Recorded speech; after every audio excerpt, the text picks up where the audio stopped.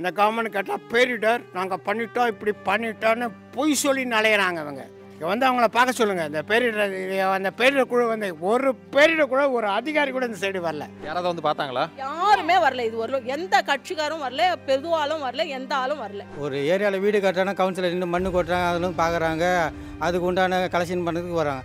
இப்போது அதுக்கு உண்டான வசூலி நாங்கள் மழையில் கஷ்டப்படுற சொல்ல அதே மாதிரி வந்து நீங்கள் கவுன்சிலர் வந்து உங்களுக்கு தண்ணி வரலையா, பால் இல்லையா, அவங்களுக்கு சப்ளை பண்ணணும்னு நினைக்கணும்ல.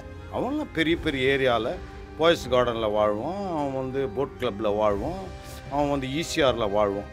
இப்போ எங்களை மாதிரி ஆளுங்க ஏன் நாங்கள் இந்த மாதிரி ஏழைகள் லிஸ்ட்டில் நீங்கள் என்ன இந்த மாதிரி ஒரு இடத்துல இருக்கிற காரணம் என்ன? இங்கே 5 நாளாக நிற்கிது தண்ணி. மழை பெஞ்ச தண்ணி எங்களுக்கு கிடையாதுங்க. இதில் வந்து ஆலப்பாக்கம் ஏரியை வெட்டி விட்டாங்க. அது கட்சிக்காரங்க சேர்ந்து வெட்டி விட்டாங்க. அது அந்த தண்ணி வந்து நிற்குது. 5 நாளாக கரண்ட்டு கிடையாது. 5 நாளாக கிடையாது. நாங்கள் ஸ்லம்மில் இல்லை, எதுலேயும் இல்லை. நாங்கள் டீசெண்டாக ஹவுஸ் வந்து இது பண்ணி இந்த இதில் தான் இருக்கோம். நாங்கள் அப்ரூவ்டு லேண்டில் தான் இருக்கோம். அங்கே வெட்டி விட்டாங்க. அதை எந்த கவர்மெண்ட்டு இந்த பேரிடர் யாருமே கவனிக்கல. 5 நாளாக கரண்ட் இல்லைங்க. நான் 73 வயசு. எனக்கு தலையை சுற்றுதுங்க. பால் கூட கிடையாதுங்க. இங்கே இந்த கவர்மெண்ட் கேட்டால் பேரிடர் நாங்கள் பண்ணிட்டோம் இப்படி பண்ணிட்டோன்னு பொய் சொல்லி நலையிறாங்க அவங்க. பொய் சொல்லி தான் கவர்மெண்ட் அலையுது. இங்கே வந்து பார்க்க சொல்லுங்கள். இங்கே வந்து அவங்கள பார்க்க சொல்லுங்கள். இந்த பேரிடர் அந்த பேரிடர் குழு வந்து ஒரு பேரிடர் குழு ஒரு அதிகாரி கூட இந்த சைடு வரல. சரி, இப்போ இது மழை தண்ணி இல்லைன்றீங்க, இது ஏரியிலேருந்து வர்ற தண்ணி. ஏரியில் அந்த ஆலப்பாக்கம் ஏரியை வெட்டி விட்டாங்க. எல்லா கட்சிக்காரனும் சரி அந்த ஏரிக்குள்ளே ஃப்ளாட்டை போட்டாங்க. அதுக்கு எவனுமே அப்ஜெக்ட் பண்ண மாட்டாங்க. வெட்டி விட்டாங்க. நாங்கள் என்னங்க பார்ப்போம்னா நாங்கள் அப்ரூவ்ட் லேண்டு. எங்கள் இடத்துல வந்து தண்ணி வந்து நிற்குதுங்க. நாங்கள் என்ன பண்ண முடியும்? இது இப்போ வேறு என்னென்ன சிரமங்களை நீங்கள் அனுபவிச்சுட்ருக்கீங்க? எல்லா சிரமமும். சாப்பாட்டுலேருந்து சிரமங்க. ஃபஸ்ட் ஃப்ளோரில் போய் என்னோடய வீடு தண்ணியில் முங்கி நிற்குது. Fridge out, washing machine out, என்னோடய டிஷ்வாஷர் அவுட்டு, எல்லாமே போச்சு. எல்லாமே போச்சு. இந்த கவர்மெண்ட்டாக கொடுக்க போகிறா அதுக்கு? இல்லை, இந்த ஏரியாவில் யூஸ்வலாகவே மழை பெஞ்சா இப்படி தண்ணி வருமா? இல்லைங்க. ஜெயலலிதா பெரியல ஏரியை வெட்டக்கூடாது ரூல்ஸே போட்டாங்க. இஷ்டத்துக்கு வெட்டி விட்டாங்க ஏரியா. 2015 ஃப்ளட் வந்தப்போ வந்த பிறகு தான் ஜெயலலிதா ஆக்ஷன் எடுத்து ஏரியை வெட்டக்கூடாதுன்னு சொன்னாங்க. ஒரு நான் 5-6 வருஷமாக எதுவுமே இல்லைங்க. அதில் மழை பெஞ்சு அந்த வர்தா பயில்களில் கூட எங்கள் தண்ணி கிடையாதுங்க. ஏரி யாரும் வெட்ட முடியாது. கவர்மெண்ட் ஜெயலலிதா அந்த ரூல்ஸ் போட்டால் எல்லாம் க்ளீனாக இருந்ததுங்க. இது வந்தாங்க ஏரியை வெட்டி விட்டாங்க. இன்றைக்கும் இப்போ பாருங்கள், நீங்களே பாருங்கள், இன்னும் தண்ணி வந்துட்டுருக்கு. மழை பெஞ்சு 2 நாள் விட்டு போச்சு. போன வருஷம் கூட இல்லைங்க. 5 வருஷமாக கிடையாதுங்க. 5 வருஷமாக கிடையாதுங்க. ஒரு அதிகாரி எட்டி பார்க்கல. எந்த பேரிடர் குழு வந்தது? ஒரு குழுவும் வரல. எல்லாம் பேசலாம். மீடியாவில் உட்காந்துங்கன்னு இதில் உட்காந்துன்னு பேசலாம். ஒரு பேரிடர் குழுவும் வரல. எவனுமே எட்டி பார்க்கலைங்க. என் வீட்டில் கிட்டத்தட்ட 1 லட்ச ரூபா சாமான் லாஸ். 3 நாள் ஆச்சு கரண்ட்டு போய். படிக்கிற பிள்ளைங்களை வச்சு கரண்ட் இல்லாத நாங்கள் என்ன பண்ண முடியும் சொல்லு? சாப்பாட்டுக்கு எந்த இதுவும் இல்லை. போய் வாங்கின்னு வரத்துக்கு யாரும் ஆளுங்களே. நாங்கள் வயசானவங்க 2 பேர், பிள்ளைங்க வேலைக்கு போயிடுது. எப்படி சமாளிக்க முடியும் சொல்லு? இதுதான் அவஸ்தை, வேறு ஒன்றும் இல்லை. தண்ணி பாலுக்கெல்லாம் என்ன பண்ணுறீங்க? ஒன்றுமே இன்றைக்கி பாலே இல்லை சுத்தமாக. நேற்றாவது போய் எங்கள் பெரிய பிள்ளை வீட்டில் இருந்தால் போய் வாங்கிட்டு வந்து கொடுத்தான். இன்றைக்கி யாருமே பால் வாங்கிட்டு வந்து கொடுக்க, காப்பி கூட குடிக்கல குழந்தைங்க. பால் கூட இல்லை. என்ன பண்ண சொல்கிறேன்? யாராவது வந்து பார்த்தாங்களா? யாருமே வரல. இது வரல, எந்த கட்சிக்காரும் வரல, பெருவாலும் வரல, எந்த ஆளும் வரல. வீட்டில் மளிகை சாமான்லாம் இருக்கவே எப்படியோ பொழப்பு போகுது. மீதி பால் இல்லை, தண்ணி இல்லை. தண்ணி கேனு ஒரு கேனு 50 ரூபா கொடுத்து வாங்குகிறோம். 3 நாளாக கரண்ட் இல்லை, மோட்ரு போடல, குளிக்கல. என்ன பண்ண முடியும்? சரி, உங்கள் ஏரியா கவுன்சிலர் பக்கத்தில் இருக்க யாராவது ஆஃபீஸ்? யாருமே வரல. யாரும் வரல. ஒருத்தர் கூட எட்டி பார்க்கல. 2015 வந்து பால் பவுட்ரு கொடுத்தாங்க, சாப்பாடு எடுத்துன்னு வந்து கொடுத்தாங்க, எல்லாம் கொடுத்தாங்க, மெழுகுவத்தி எடுத்துன்னு வந்து கொடுத்தாங்க. ஒருத்தர் ஒரு ஹெல்ப் பண்ணாங்க. இந்த ஒரு ட்ரிப்பு ஒருத்தர் கூட வரல. இல்லை, 2015க்கு அப்புறம் இப்படி. அதுக்கப்புறம் இப்போ தான் இந்த தண்ணி. அதுக்கப்புறம் அதுக்கு நடுவில் எல்லாம் மழை இல்லை. அதுக்கப்புறம் இப்போ தான் மழை. 3 நாள் அவஸ்தைப்பட்டு தான் இருக்கிறோம் இந்த தண்ணியில். எங்கள் வீட்டில் இருக்கிறவங்க மெல்லமாக நீந்தின்னு போய் பால் வாங்கிட்டு வந்து தராங்க. அது கூட இன்றைக்கி எங்கேயுமே பாலே கிடைக்கல. நேற்று சண்டே வரையும் மழை பெய்கிற வரையும் தண்ணி இல்லை. சண்டே மழை பெஞ்சு விட்டு பிறகு விடிய தூங்கி எழுந்து பார்க்குறோம், வெள்ளத்தில் மிதக்குது எல்லாமே. மழை பெய்கிற வரையும் தெரியல. இப்போ காலையில் தூங்கி எழுந்து எங்களுக்கே தெரியாது. காலையில் நான் நியூஸ் பேப்பர் போகிறேன், நான் தினத்தந்தியில் ஒர்க் பண்ணுறேன், டைம்ஸ் ஆஃப் இந்தியா ஏஜென்ட்டு. காலையில் பார்த்தா போக முடியாத அப்படியே பைக்கு தள்ளுறேன் பார்த்தீங்கன்னா கேட்டை திறந்தவொடனே தண்ணி முட்டி நிற்கிது. 4 நாளாச்சு கரண்ட்டும் கிடையாது, ஒன்றும் கிடையாது. இது வந்து ஏரி தண்ணியா? இது வந்து பார்த்திங்கன்னா இது போகிற ரூட்டே வேறு. எல்லாம் தூக்கி இந்த பக்கம் திருப்பி விட்டுட்டாங்க. அந்த பக்கம் அதாவது ஸ்லம்ன்றதில் அன்பு நகர் வழியாக ஒரு ஓடை இருந்தது, அதெல்லாம் க்ளோஸ் பண்ணி வீடு கட்டிட்டாங்க, ஆக்கிரமிச்சிட்டாங்க. கட்சிக்காரங்க தான் எல்லாம் பண்ணியிருக்காங்க. யாரும் கேட்குறது கிடையாது. ஏன்னா அவங்க கட்சியால் அவங்க அதை பண்ணிகிட்டு இருக்காங்க. அதனால் இப்போ போகிற ரூட்டை மறைச்சிட்டாங்க. என்ன பண்ணுறது? அது தண்ணியை போக்குற இடம் இல்லாமல் எப்படியாவது சுற்றி எங்கேயாவது போய் தான் ஆகணும். முட்டி சுற்றி 4 நாள் எங்கள் ஏரியாவே சுற்றிட்டு இருக்குது. இதுவரை எந்த அதிகாரியும் வந்து எந்த கவுன்சிலர் வந்து பார்த்தது கிடையாது, எதுவுமே பார்த்தது கிடையாது. எதுனா கேட்டாவும் பதில் சொல்கிறது கிடையாது. ஏரியாவில் எவ்வளோ வயசானவங்க பெரியவங்க இருக்காங்க, தண்ணியும் கிடையாது, பால் கிடையாது. அத்தியாவசிய பொருள் எங்கள் பால் தண்ணியாவது கொடுக்கலாம். நாங்கள் காசு கொடுத்து வாங்குறது எங்கே போய் வாங்குறது சொல்லுங்கள்? எல்லாம் நாங்கள் இப்போ நான் ஒரு பையன் போகலாம், வயசானவங்க பெரியவங்களாம் போக முடியுமா? எவ்வளோ பேர் சப்ளை பண்ண முடியும்? ஒரு ஏரியாவில் வீடு கட்டுறானா கவுன்சிலர் நின்று மண்ணு கொட்டுறாங்க, அதெல்லாம் பார்க்குறாங்க, அதுக்கு உண்டான கலெக்ஷன் பண்ணுறதுக்கு வராங்க. இப்போது அதுக்கு உண்டான வசூலை நாங்கள் மழையில கஷ்டப்படுற சொல்லலாம். அதேமாதிரி வந்து நீங்கள் கவுன்சிலர் வந்து உங்களுக்கு தண்ணி வரலையா, பால் இல்லையா, அவங்களுக்கு சப்ளை பண்ணணும்னு நினைக்கணும்ல. வீடு கட்டினாவே தெரியாது. அவங்க வந்து கடைக்காரனோட சொல்லியே எல்லாம் வந்து நிற்கிறாங்க. இப்போ பார்க்க முடியுது நிறைய பேர் குழந்தைங்களோட போகிறாங்க, ட்ரெஸ் எல்லாம் எடுத்துகிட்டு வேறு ஏரியாவுக்கு போகிறாங்க. ஒரு 3 நாளாகவே எல்லாம் மூட்டை கட்டின்னு அவங்க பாவம் அகதிக்கு மாரி வாழ்கிறாங்க. நாங்கள் சென்னையில் இருக்கிறோம், ஆனால் அகதி வாழ்க்கை தான் வாழ்கிறோம். அத்தியாவசிய பொருட்களுக்கெல்லாம் என்ன பண்ணுறீங்க? பால் தண்ணிக்கெலாம் என்ன பண்ணுறீங்க? அதான் இப்போ எவ்வளோ நாள் போய் வாங்கிட்டு தான் முடிஞ்ச வரையும் வாங்கிட்டு வராங்க. முடியாதவங்க கஷ்டப்படுறாங்க. பக்கத்தில் நாங்களாக தான் போய் வாங்கிட்டு வரோம், நாங்களாக தான் பண்ணுறோம். சரி, இப்போ ஒவ்வொரு மலைக்கும் இப்படி தான் இந்த ஏரியாவோட நிலைமை. எனக்கு வந்து ஒரு 5-6 வருஷமாக இந்த பக்கம் தண்ணியே பார்த்ததில்லை. அப்போ இந்த மழைக்கு மட்டும் தான் இவ்வளோ தண்ணி இருக்குது. இது சிட்டி தான், கிட்டத்தட்ட வடபழனிக்கு பக்கத்தில், சாலிகிராமத்துக்கு பக்கத்தில் தான். இங்கே வந்து ட்ரைனேஜ் சிஸ்டத்துக்கு வேலையெல்லாம் பார்த்தாங்களா? ட்ரைனேஜ் சிஸ்டம் இப்போ இது வந்து காவாவை கிளியர் பண்ணியிருந்தா ஒரு ஆளுக்கு தண்ணி போயிருக்கு. ஆனால் எல்லாமே கேட்டால் இவங்க பேட்டி கொடுத்துருக்காங்க, சேனலில் மட்டும் எல்லாம் கிளியர் பண்ணிட்டோம், எல்லாம் நடவடிக்கை எடுத்தாங்க. எந்த தண்ணி போகிறது உண்டான நடவடிக்கை நாங்கள் இங்கே தான் இருக்கோம். 40 வருஷமாக நான் இந்த ஊர் ஏரியாவில் இருக்கேன். தண்ணி போடுறதுக்கு உண்டான வழியே யாரும் பண்ணுறதில்ல. சரி, இப்போ இந்த தண்ணியெல்லாம் எப்படி வெளியேற்றுவாங்க? எப்படி ஏற்றுவாங்கன்னு அவங்களுக்கு தான் தெரியும். சுற்றி ஒரு வாரமாக இங்கே தான் இந்த மழை பெஞ்ச ஞாயிற்றுக்கிழமைலேருந்து பார்த்தீங்கன்னா இங்கே தான் சுற்றிட்டு இருக்குது. இதுக்கு உண்டான வழி நீ இதுவரைக்கும் எந்த கவுன்சிலரும் இந்த ஏரியாவில் வந்து பார்க்கல. இது ஃபுல்லாக செம்பரம்பாக்கம் ஏரி திறந்து விட்டதுனால தான் இவ்வளோ தண்ணி. மற்றபடி நார்மலான மழை பெஞ்சதுன்னா அவ்வளவு தண்ணி போயிட்டே தான் இருக்குது, எந்த குறையும் இல்லை. ஆனால் திறந்து விட்டதுனால அந்த தண்ணி இவ்வளோ தண்ணி இல்லைன்னா நார்மலாக போயிடும் தண்ணி தான். யூஸ்வலாக எல்லா மலைக்கும் தண்ணி இருக்குமா? தண்ணி நிற்காது. நின்னாலும் ஒரு 1/2 hour 1 hour நிற்கும், அதுக்கப்புறம் போயிடும். கரெக்டாக போயிடும். அது ஃபாலோ பண்ணி எந்த பிரச்சனையும் இல்லாமல் சொன்னல. கரண்ட்டும் கட் ஆகாது, கரெக்டாக போயிட்டுரும் தண்ணி. இப்போ உங்களுக்கு என்னென்ன சிக்கல் இந்த பிரச்சனை, இந்த பகுதியில் என்னென்ன பிரச்சனை இருக்குது? இங்கே கரண்ட்டு பவர் கட் ஆகிடுச்சு. ஒரு 3 நாளாக இல்லை. திங்கக்கிழமைலேருந்து இல்லை, திங்கக்கிழமை நைட்லேருந்து இல்லை.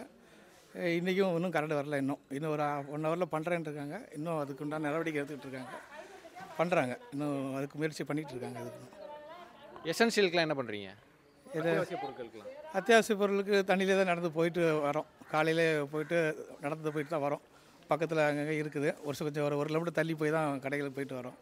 போய் வந்து வாங்கிட்டு வரோம். வீட்டுக்கு தேவையானது வாங்கிட்டு வச்சுக்கிறோம். அது ப்ரிப்பராக ஒரு வாரத்துக்கு முன்னாடியே வாங்கி வச்சுக்கிட்டோம். அதனால் அட்ஜஸ்ட் பண்ணி போகுது. ஒரு சில வீட்டில் இல்லை, அவங்களுக்கு கொஞ்சம் சிரமமாக இருக்குது. அவங்களுக்கு கொஞ்சம் ஒரு சில பேர் ஹெல்ப் பண்ணுறாங்க, அக்கம் பக்கம் ஹெல்ப் பண்ணுறதால அட்ஜஸ்ட் பண்ணி போகுது. இல்லை, பவர் சப்ளைக்கு முயற்சி எடுத்துக்கிட்டு இருக்காங்க அதிகாரிகள் அப்படின்னு சொன்னீங்க. இந்த தண்ணியை அகற்றுறதுக்கு என்ன யாராவது வந்து பேசினாங்களா, பண்ணாங்களா? எதுவும் பேசலை. இப்போ இன்றைக்கி தான் வந்திருக்காங்க. 2 நாள் ஆச்சு. 2 நாளுக்கு அப்புறம் இப்போ தான் வந்திருக்கிறாங்க. வந்து இப்போது பார்த்துட்டு போய் இந்த மரங்கள்லாம் சாஞ்சிருது, அதெல்லாம் வெட்டி சரி பண்ணியிருக்கிறாங்க. இது கூடிய சீக்கிரம் வந்துடும் தண்ணி. ஒரு 1 hour 2 hourல வந்துடும் கரண்ட். இன்றைக்கி கூட நேற்றுலாம் ரொம்ப தண்ணி அதிகமாக இருந்ததுன்னு சொன்னாங்க. நேற்று பார்த்தீங்கன்னா ஒரு 2 அடிக்கு தண்ணி இருந்தது, முட்டை அளவுக்கு தண்ணி இருந்தது. இப்போ கொஞ்சம் பரவாயில்ல. ஒரு 6-7 மணி நேரத்தில் ஓரளவுக்கு குறைஞ்சிடுச்சு. இப்போ 1 அடி தண்ணி தான் இருக்குது. இப்போ முழங்கால் அளவுக்கு இருக்குது. இனிமேல் இப்படி தண்ணி இந்த பகுதியில் தேங்கக்கூடாதுன்னா என்ன பண்ணணும் அப்படின்னு இந்த பகுதியில் இருக்கக்கூடிய உங்களுடைய கோரிக்கை என்ன? என்ன, ஆறு குளங்களை கரெக்டான முறையாக அதுக்கு அகலப்படுத்தி அதுக்கு உண்டான வழியில் பண்ணிங்கன்னா தண்ணி நிற்காத அளவுக்கு போகும். இப்போ வந்து உங்களுக்கு எல்லா இடமும் நெருக்கமான வீடு கட்டுறதுனால அகலமான இடம் குறுகலாக போயிடுது தண்ணி போக்குவரத்து. இப்போ அதை வந்து நம்ம கொஞ்சம் அகலப்படுத்தினோம்னா ஸ்பாட்டுக்கு தண்ணி வெளியே போயிடும். எவ்வளோ திறந்து விட்டாலும் ஸ்பாட்டுக்கு ட்ரைனேஜ் சிஸ்டம்லாம் கரெக்டாக இருக்கா? பக்காவாக இருக்குது. அதெல்லாம் கரெக்டாக போயிடும். நார்மலான மழைக்கு தண்ணி க்ளீனாக போயிடுது, எந்த பிரச்சனையும் இல்லை. சரி, உங்களுக்கு அது சொன்ன மாதிரி செம்பரம்பாக்கம் ஏரி திறந்து விட போகிறாங்கன்னா உங்களுக்கு வந்து ஏரியோட அகலப்படுத்தணும். மெயினாக அகலப்படுத்தினோம்னா தண்ணி ஸ்பாட்டுக்கு எவ்வளோ 1 hourனாலும் அந்த 1 hourல தண்ணி வெளியே போயிடும். எவ்வளோ கண்ணாடி தண்ணி இருந்தாலும் அந்த தண்ணி அழகாக போயிடும். அந்த அகலம் கம்மியாகும் போது தான் உங்களுக்கு வந்து அந்த டம்ப் ஆனும்போது ஸோ அந்த தண்ணி வந்து இங்கே நிற்க ஆரம்பிச்சிருது. ஸோ ஃப்ளோ தண்ணியாக இருந்ததுன்னா உங்களுக்கு ஈஸியாக இருக்கும். அந்த வழிகளை வந்து கரெக்டான முறையாக சரி பண்ணணும். அந்த தண்ணினாலே உங்களுக்கு வந்து எவ்வளோ மழை பெஞ்சாலும் நம்ம தண்ணி திறந்து விட்டாலும் உள்ளுக்குள்ள தண்ணி வர வாய்ப்பு கம்மி. அந்த ஏரியா போகிற ரூட்டு அதோடைய ரூட்டை வந்து யாரும் டிஸ்டர்ப் பண்ணக்கூடாது. அதை கரெக்டான முறையாக வழிபடுத்திட்டீங்கன்னா உங்களுக்கு பக்காவாக இருக்கும். சரி, அதிகாரிகள் இன்னைக்கு வந்திருக்கிறாங்க. வேறு ஏதாவது அரசியல் கட்சி தலைவர்கள் யாராவது பார்த்தாங்களா? நிவாரணங்கள் ஏதாவது கொடுத்தாங்களா? மெடிக்கல் கேம்ப்ஸ்லாம் நடத்துகிறாங்க, அந்த மாதிரிலாம் இங்கே எதாவது நடந்துச்சா? இல்லை, அதை பற்றி எதுவும் வரல இன்னும். ஆமாம், இப்போ இங்கே பக்கத்தில் ஒருத்தர் வேலாயுதங்கிற அரசியல் இருக்குது, அவங்க வந்து பார்த்தாங்க, பார்த்து காலையிலே சரி பண்ணி விட்டாங்க. அதாவது விஐபி இருக்கிற இடம் வந்து மனோ வீட்டு வரைக்கும், நீங்கள் அந்த வரைக்கும் பார்த்தீங்கன்னா அது மேட்டில் கட்டப்பட்டு, இதெல்லாம் வந்து ஏழைகள் வாழற இடம். எங்களோட நிலைமை இன்றைக்கி 3வது நாள். இன்றைக்கி வந்து கரண்ட்டு கிடையாது. கரண்ட் இல்லைன்னா உங்களுக்கு தெரியும், இங்கே சின்ன மோட்ரு கூட போட முடியாது. இந்த தண்ணி வந்துக்கிட்டே இருக்குது. அதாவது ரொம்ப ஏழைகள் இருக்கிற இடத்துல தான் இந்த தண்ணியை இவனுங்க வெட்டி விடுவானுங்க. எங்கெங்கே அதுக்கு ஒரு பெரிய திட்டம் போடுவானுங்க போல இருக்குது. அந்த வழியாக இது 3வது நாளாக தண்ணி போயிட்டுருக்கு. இங்கேருந்து உள்ளே போக முடியாது. ஏன்னா இதுக்குள்ளே ஒரு வாட்டி நடந்து போயிட்டு வந்தீங்கன்னா உங்களோட ஒட்டுமொத்த நோய் கிருமியும் உங்களை பிடிச்சிட்டு அதிலிருந்து நீங்கள் வெளியே வர்றதோ இல்லை அந்த நோயில் மாட்டிக்கிறதோ ஒன்று ஏழையோட அடுத்த கட்டம். இப்படி ஆன ஒரு நிலைமை. கரண்ட்டு கிடையாது. இதுதான் இந்த சென்னையோட உண்மையான ஏழை. இது மாதிரி ஆயிரக்கணக்கான பகுதிகள் இருக்குது. சும்மா இவனுங்க வேணுமா தண்ணி வடிஞ்சிடுச்சு அப்படின்னு மவுண்ட் ரோடு இந்த விஐபிங்க வாழ்கிற ஏரியாவில் காட்டலாம். ஆனால் இந்த ஏரியா இன்னும் உள்ளே போய் பாருங்கள், அப்படியே எல்லார் வீட்டுக்குள்ளே தண்ணி உள்ளே பூந்து வாழ்ந்துட்டு. இப்போ இவனுங்களுடைய ஒரிஜினல் நிலை, அதாவது இது பெரியார் மண்ணுன்னு சொல்கிறான், பெரியாரை பரப்புறவன் ஒருத்தனுடைய நிலை இப்படி. பணக்காரன்றவன் வேற, அதாவது அவன் வந்து பெரியார் பேர் சொல்லி பெரியாரை பரப்ப முடியாது அவனால். ஆனால் பெரியார் பேனரை பரப்புறவன், பெரியார் பேர் சொல்லி வாழ்கிற அரசியல்வாதி, அவனுக்கு பெரியார் பேரை தெரிஞ்சுக்கிட்ட, பெரியாரை சொன்னாருன்னு ஒரு 10 பக்கத்தை படித்து வச்சுருக்கிற ஒரு 10 பேர் ஜாலரா அடிக்கிறான். இவன் தான் பணக்காரன். அவன்லாம் பெரிய பெரிய ஏரியாவில் போயஸ் கார்டனில் வாழ்வான், அவன் வந்து போட் கிளப்பில் வாழ்வான், அவன் வந்து ஈசிஆரில் வாழ்வான். இப்போ எங்களை மாதிரி ஆளுங்க ஏன் நாங்கள் இந்த மாதிரி ஏழைகள் லிஸ்ட்டில் நீங்கள் நான் இந்த மாதிரி ஒரு இடத்துல இருக்கிற காரணம் என்ன அப்படின்னா, ஏற்கனவே நான் சொன்னேன், நான் ஒன்றும் படம் எடுக்க தெரியாதவன் இல்லை. நான் எடுத்த எல்லா படங்களுமே கோடிகள் வசூல் செய்த படங்கள், புரியுதுங்களா? ஆனால் ஏன் இப்படி இருக்கிறேன்னா, இந்த சமூகம் பெரியார் மண்ணுன்னு சொல்கிறான். பெரியாரை சொன்னவன்லாம் இந்த மண்ணை செம்மைப்படுத்தலை, அவனை செம்மைப்படுத்திக்கிட்டான். இந்த மண்ணை செம்மைப்படுத்தியிருந்தா இங்கே நல்லவன் வாழ்வான். நான் ஒரு விஷயம், நானே வந்து ஒரு ஆந்திராலேயோ ஒரு கர்நாடகத்துலேயோ ஒரு கேரளாலேயோ இருந்தால் மிகப்பெரிய பணக்காரனாக இருந்திருப்பேன். ஏன்னா அங்கே மக்கள் சுற்றுப்புறம் இருக்கிறவன் நல்லவன், பண்படுத்தியிருப்பான். இவன் வந்து பெரியார் மண்ணுன்னு சொல்லின்னு ஒரு 1000 பேர் ஒரு 4-5 குடும்பங்க வந்து செம்மையாக வாழுது. எங்களுடைய உண்மையான நிலை நீங்கள் கேட்கலாம், வந்து உங்களுக்கு சொந்த வீடா இல்லையான்னு. எனக்கு சொந்த வீடு இருந்தது, பெரிய வீடே இருந்தது. அதை வந்து திராவிட நல நிதி அப்படின்னு திராவிடர் கழகம் இருக்கு இல்லையா, அங்கே வந்து வட்டிக்கு கொடுக்குற ஒரு கம்பெனி இருக்குது, வட்டி கடை. மிகப்பெரிய நான் நினைக்கிறேன் அது பல்லாயிரம் கோடிகளில் அது ரொட்டேஷனில் இருக்கும். அப்படிப்பட்ட ஒரு நிறுவனத்தில் நான் என்னுடைய வீட்டை வந்து ஒரு 4 லட்ச ரூபாய்க்கு வச்சேன். அவன் வந்து வட்டி மேலே வட்டி போட்டு அதை வந்து கட்டணுன்றது என்னை ரொம்ப துன்புறுத்தி, என்னுடைய மொத்த நிலைமையை தெரிஞ்சுக்கிட்டு, இவனுக்கு இவ்வளவு துன்புறுத்துனா இந்த வீட்டையே இவன் கொடுத்துருவான் அப்படிங்கிற மாதிரி, இல்லை விட்டுருவான், இவனுக்கு வீடு இல்லாமல் ஆக்கணும். ஏன்னா அவனுங்களுக்கு இதே வேலை தான், எவனை எப்படி கொடுக்கு வெட்டுறது, எப்படி நடுத்தரில் விடுறதுன்னு அந்த மாதிரி. அது இவனுங்க இன்னொரு கோஷம் இருக்குது, தமிழ் கோஷம். பிரான்சிஸ் கிருப்பான்னு ஒரு கவிஞன், அவனும் நானும் ஒரு சின்ன இதுக்கு முன்னாடி, இந்த வீட்டுக்கு முன்னாடி ஒரு இடத்துல இருந்தோம். அவனை பார்த்தீங்கன்னா அது வந்து 2300 ரூபாய் வாடகை. அது கக்கூஸும் ஒரு கக்கூஸ் இருக்கும். இந்த கக்கூஸில் இருந்து வர்ற தண்ணியும் ஒரு காவா மாதிரி ஓடும். அந்த காவா ஓரத்தில் சின்ன கூண்டு மாதிரி, சின்ன கூண்டு ஒருத்தன் மட்டுமே. அந்த மாதிரி ஒரு கூண்டில் நானும் இருந்தேன். எனக்கு பக்கத்து கூண்டில் அந்த பிரான்சிஸ் கிருப்பாவும் இருந்தான். அவன் செத்து போயிட்டான். எப்படி செத்து போயிட்டான்? சோறு இல்லாமல். இது இந்த தமிழ் இத்தனைக்கும் அந்த பிரான்சிஸ் கிருப்பான்ற ஒரு பெரிய கவிஞன். அவன் முதல்ல அவனை சந்திக்கும் போது எனக்கு அவனுக்கு தெரியாது. ஆனால் அவன் பார்த்திங்கன்னா தமிழச்சி தங்கப்பாண்டியன் மாதிரி பெரிய விஐபிங்களுக்கு அவனுக்கு தெரியும். அவனுடைய நிலையே அப்படி. அதை அவனை யாருக்குமே அவனுக்கு எவ்வளோ தேவைப்பட்டிருக்கும். இந்த அயோக்கியனுங்க எத்தனை கோடிகளில் வாழறானுங்க, எத்தனை 1000 கோடி லட்சம் கோடிகளில் வாழறானுங்க.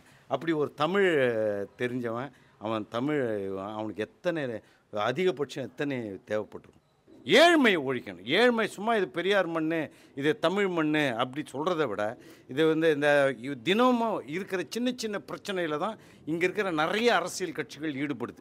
ஏதோ சும்மா இப்போ ஏதோ நீட்டுன்னுவான், அப்புறம் ஏதோ ஒரு தொழிற்சாலைன்னுவான், அதுக்கு ஒட்டுமொத்தமாக பெரியார் இயக்கங்களும் சேர்ந்து. ஆனால் ஒட்டுமொத்த நாடும் ஏழைகளுடைய அந்த பற்றாக்குறையை உடனடியாக தீர்க்கிறதுக்கு என்ன வழி, அதுதான் வாழ்வாதாரங்களை இன்னும் அதிகப்படுத்துறது, வாழ்க்கை நிலைகளை இன்னும் அதிகப்படுத்துறது, ஏழ்மையை வந்து ஒழிக்கிறது. அப்படிப்பட்ட ஒரு நிலை தான், அப்படிப்பட்ட ஒரு ஒரே நோக்கம்தான் இந்த மக்களை அடுத்த கட்டத்துக்கு போகும். பெரும்பாலான ஊடகங்கள், அரசியல்வாதிகள், அதிகாரிகள் மெயின் ரோட்ஸில் இது மாதிரி பிரதான சாலைகளில் தண்ணீர் தேங்கலை அப்படின்றத முன்னிலைப்படுத்துகிறாங்க. 2015 பெருவெள்ளத்தை விட இப்போது பெரிய அளவில் பாதிப்புகள் இல்லை அப்படின்ற ஒரு செய்தியை இங்கே பதிவு பண்ணிகிட்டே இருக்கிறாங்க. ஆனால் இன்டீரியரில் வடசென்னை பகுதியாக இருக்கட்டும், இந்த மாதிரி இன்டீரியர் பகுதிகளில் இந்த மாதிரியான தண்ணீர் தேங்கி நிற்கிது அப்படின்றத நம்ம அந்த இடங்களில் போய் பார்க்க முடியுது. எந்த ஒரு ஆட்சியாளர்களும் சரி, அதிகாரிகளும் சரி, இது வரைக்கும் வந்து உங்களுக்கு என்ன உதவி வேணும் அப்படின்னு கூட கேட்கல அப்படின்ற ஒரு குற்றச்சாட்டையும் வச்சாங்க. 3-4 நாட்களாக பால் இல்லாமல், தண்ணி இல்லாமல், அத்தியாவசிய தேவைகளுக்கு தண்ணி இல்லாமல் கஷ்டப்பட்டுக்கிட்டு இருக்கிறதையும் பார்க்க முடியுது. நிறைய மக்கள் இங்கேருந்து தங்களுடைய உடைமைகளை எடுத்துக்கொண்டு வெவ்வேறு இடங்களுக்கு போகிறாங்க. போக முடியாதவங்க இங்கேயே முடங்கி கிடக்கிறதையும் பார்க்க முடியுது. குழந்தைகள் நிறையா இருக்கிறாங்க. அவங்க பயன்படுத்தக்கூடிய வாகனங்களும் பழுதாயிடுச்சு. என்ன பண்ணுறது அப்படின்னு தெரியாமல் முழிச்சிக்கிட்டு இருக்கிறாங்க. விரைவில் அதிகாரிகளும் ஆட்சியாளர்களும் இதை கவனத்தில் கொண்டு இதை சரி செய்வாங்க அப்படின்னு நம்புவோம். ஒளிப்பதிவாளர் ராகுலுடன் அருண்மாணிக்கம், சதன் கரால் நியூஸ்.